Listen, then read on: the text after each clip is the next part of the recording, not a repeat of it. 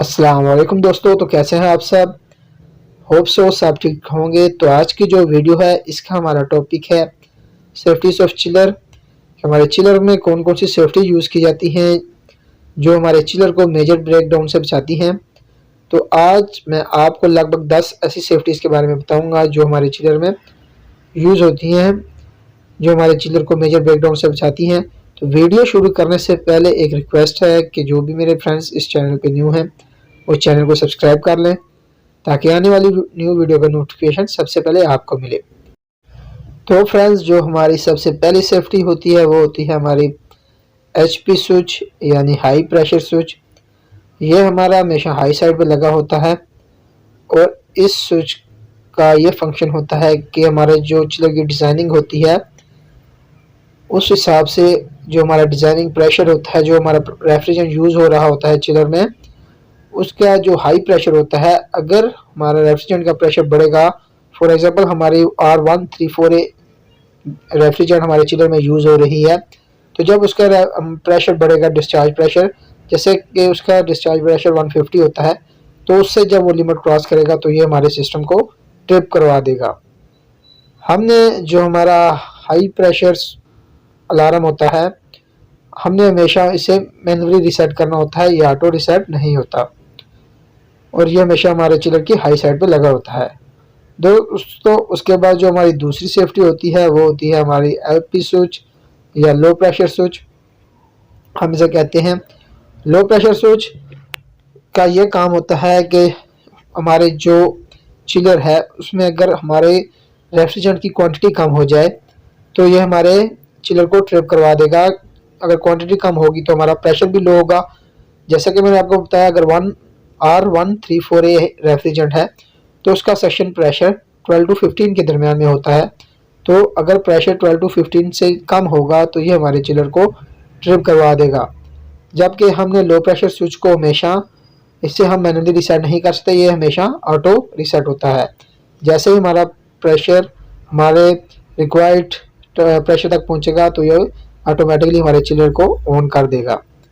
जबकि हमारा जो हाई प्रेशर स्विच होता है उसमें ऐसा नहीं होता, हमने उसे मैनुअली जाके रीसेट करना होता है। फ्रेंड्स, अगर हमारा प्रेशर कम होगा, 12 to 15 PSI से कम होगा, तो हमारा कंप्रेसर तो चलता रहेगा लेकिन हमें कूलिंग या हीटिंग एफिशिएंसी नहीं मिलेगी।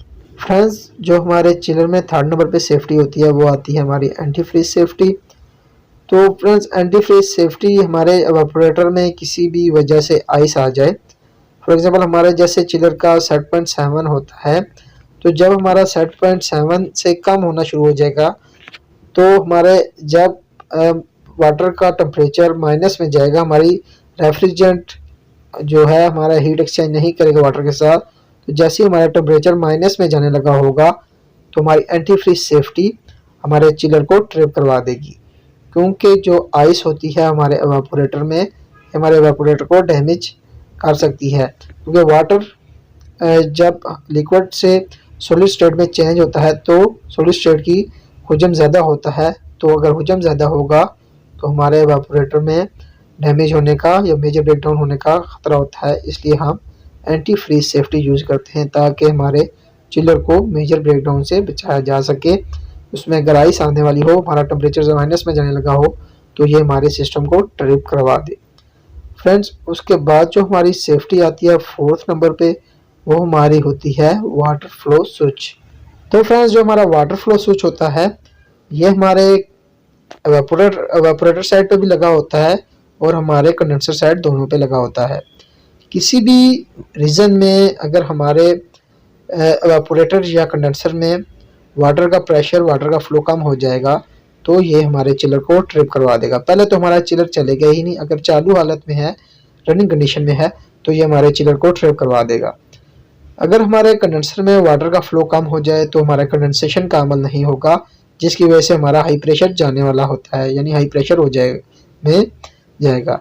जबकि मैंने आपको एवापोरेटर का बताया, जैसे कि अगर हमारे वाटर का फ्लो कम हो जाएगा तो हमारे एवापोरेटर में आइस आने की रीज़न होती है, आइस आ जाएगी इस वजह से, तो हमारे चिलर में कोई भी मसला आ सकता है, मेजर ब्रेकडाउन हो सकता है। इसलिए हमारा वाटर फ्लो स्विच, जैसे ही हमारे वाटर का फ्लो कम होगा तो ये हमारे चिलर को ट्रिप करवा देगा।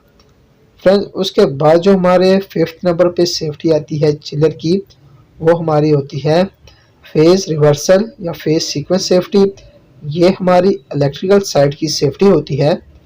जैसे कि फ्रेंड्स हमारा जो रेसिप्रोकेटिंग कंप्रेसर होता है उसे हम दोनों साइड्स पे चला सकते हैं, जबकि जो हमारा कंप्रेसर स्क्रू कंप्रेसर हो गया, स्क्रोल कंप्रेसर हो गया, हम इसे एक ही साइड पे चलाते हैं, एक ही रोटेशन में हम इसे चला सकते हैं। तो फ्रेंड्स जो भी हमारा 3 फेज कंप्रेसर होगा हमने उसे एक रोटेशन में चलाना होता है। अगर किसी भी कारण हमारे जो फेज है चेंज हो जाए, तो आपको पता है कि हमारे जो मोटर की जो रोटेशन है वो चेंज हो जाती है। तो किसी भी रीज़न में अगर हमारी मोटर की रोटेशन चेंज हो जाए, तो जो हमारी phase reversal phase sequence safety है ये हमारे चिलर को ट्रिप करवा देती है जैसे ही फेज चेंज होगा। क्योंकि अगर फेज चेंज हो गया तो हमारे जो कंप्रेसर हैं उनकी रोटेशन चेंज हो जाएगी, तो हमारे सिस्टम में मसला आ सकता है। इस वजह से हम जो इलेक्ट्रिकल साइड पे हम फेज रिवर्सल या फेज सीक्वेंस सेफ्टी यूज़ करते हैं। फ्रेंड्स जो हमारे 6 नंबर पे सेफ्टी आती है वो आती है हमारे सिंगल फेज प्रिवेंटर या एसपीपी स्विच। तो दोस्तों आपने सम टाइम देखा होगा कि हमारा एक अलार्म आता है एसपीपी स्विच का, तो ये सिंगल फेज प्रिवेंटर स्विच होता है। ये भी इलेक्ट्रिकल साइड की हमारी सेफ्टी होती है। दोस्तों किसी भी रीज़न की वजह से हमारा कोई भी जो फेज़ है वो किसी भी वजह से कट हो गया है, हमारे कंप्रेसर को 3 फेज़ नहीं मिल रहे, तो ये हमारे चिलर को ट्रिप करवा देगा, ताकि हम चेक कर सकें कि हमें 3 फेज़ क्यों नहीं मिल रहे, क्यों उसमें फेज़ मिस हो रहा है। तो हमारे जो सिंगल फेज़ प्रिवेंटर स्विच है ये चिलर को ट्रिप करवा देगा, क्योंकि हमारे कंप्रेसर 3 फेज़ होंगे तो वो 2 फेज़ पे नहीं चलेंगे, इसलिए ये हमारे चिलर की सेफ्टी होती है, हमारे चिलर को ट्रिप करवा देगा। दोस्तों उसके बाद जो हमारी 7 नंबर पे सेफ्टी आती है वो आती है हमारी ऑयल प्रेशर स्विच। तो दोस्तों हमारे सिस्टम में ऑयल बहुत ज़रूरी होता है लुब्रिकेशन के लिए। तो अगर हमारे कंप्रेसर में अगर उस प्रेशर से ऑयल नहीं मिलेगा, तो हमारा जो ऑयल प्रेशर स्विच होगा ये हमारे चिलर को ट्रिप करवा देगा। क्योंकि अगर हमारे कंप्रेसर को ऑयल नहीं मिलेगा तो वो हीट अप हो सकता है और उसके बाद उसका सीज होने का खतरा होता है। इसलिए लुब्रिकेशन के लिए हमारे ऑयल बहुत ज़रूरी होता है, और ऑयल का प्रेशर एक जो हमने लिमिट सेट की होती है उस हिसाब से हमारे कंप्रेसर को मिलना चाहिए। अगर उससे कम मिलेगा तो हमारा जो कंप्रेसर है वो सीज हो जाएगा, पर हीट अप होगा उसके बाद सीज हो जाएगा। उसके बाद जो हमारे 8 नंबर पे फ्रेंड्स सेफ्टी आती है वो आती है हमारी compressor motor high temperature protection. तो जो ये हमारी सेफ्टी होती है, ये हमारी सेफ्टी जो कंप्रेसर की मोटर होती है इसमें जो वाइंडिंग होती है उसके लिए हम ये सेफ्टी यूज़ करते हैं। क्योंकि अगर हमारी वाइंडिंग का टेम्परेचर हाई हो जाएगा तो हमारी जो वाइंडिंग है वो जल सकती है, ओपन हो सकती है, ग्राउंड हो सकती है। इसलिए हम उस टेम्परेचर जो हाई टेम्परेचर से बचने के लिए उसे हम प्रोटेक्शन डिवाइस जो हम यूज़ करते हैं कंप्रेसर की मोटर के लिए, वो होती है हमारी compressor motor high temperature protection. दोस्तों जो उसके बाद हमारे 9th नंबर पे सेफ्टी आती है वो हमारी आती है ऑयल लेवल स्विच। दोस्तों जैसा कि आपने देखा होगा जो भी मेरे फ्रेंड्स चिलर पे काम करते हैं वहाँ पे हम ऑयल सेपरेटर यूज़ करते हैं। जब हमारे कंप्रेसर की डिस्चार्ज लाइन से जो रेफ्रिजरेंट होती है उसका प्रेशर हाई होता है, जैसे कि टेम्परेचर भी हाई होता है, तो प्रेशर के कारण रेफ्रिजरेंट के साथ हमारा जो ऑयल होता है वो भी आ जाता है। तो ऑयल जो होता है हमारे ऑयल सेपरेटर में जो रह जाता है, जबकि हमारा जो रेफ्रिजरेंट होता है वो आगे चला जाता है। तो अगर हमारे जो ऑयल सेपरेटर है उसमें जो ऑयल का लेवल है कम हो जाए, क्योंकि हमारे वहाँ से ऑयल ने दोबारा हमारे कंप्रेसर में जाना होता है, तो अगर हमारा ऑयल का लेवल कम होगा तो हमारे कंप्रेसर में हमारे जो रिक्वायर्ड ऑयल का लेवल है, ऑयल हमें चाहिए वो हमें नहीं मिलेगा, तो हमारे ये जो ऑयल लेवल स्विच है ये हमारे चिल को ट्रिप करवा देगा, क्योंकि ऑयल का लेवल कम होगा हमारे ऑयल सेपरेटर में। तो दोस्तों लास्ट जो हमारी सेफ्टी आती है ये हमारी आती है प्रेशर रिलीव वाल्व। ये एक मैकेनिकल सेफ्टी होती है, मैकेनिकल वाल्व होते हैं, मैकेनिकल ऑपरेटेड वाल्व होते हैं। जब हमारा हाई प्रेशर स्विच, जैसे कि मैंने बताया कि हमारा जो हाई प्रेशर स्विच है वो 150 psi पे वर्क करेगा, जब अकॉर्डिंग टू रेफ्रिजरेंट होता है, अकॉर्डिंग टू डिज़ाइनिंग होती है।